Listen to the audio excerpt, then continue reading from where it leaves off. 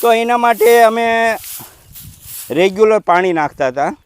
કેમ કે ત્યાં પાણી અમને મળે નહીં. હા, પાણી મળે નહીં. 87માં પાણી હતું જ નહીં. હા, એટલે અમે ગાડી લઈને નીકળી ને એટલે બધાને ખ્યાલ આવી જાય કે પાણી પીવાનું આવી ગયું છે.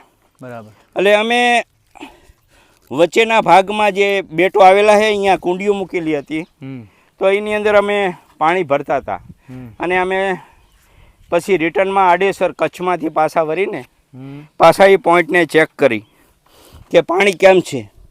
તો એ પોઈન્ટની અંદર તમે જુઓ ને ચકલી એટલે કે જંગલી બુલબુલ પાણીની તલાશના હિસાબે ઘણીવાર પાણી નીચે વહી ગયું હોય કુંડીમાંથી તો એ પડી જતા. એટલે ઘણા મરી જાય ને ઘણા ડૂબી જાય ને ઘણા તરતા હોય ને આવા દ્રશ્યો મેં જોયા. બરાબર. એટલે આઝાદભાઈ અંતરથી એવો ભાવ થયો કે પરમાત્મા જો મને કદાચ આ વન વિભાગની અંદર કાયમી નોકરી મળશે ને તો હું આ બસ જનાવરની સેવા કરીશ છેલ્લે. વાહ. પછી એ ભાવથી કુદરતે મને નોકરી આપી.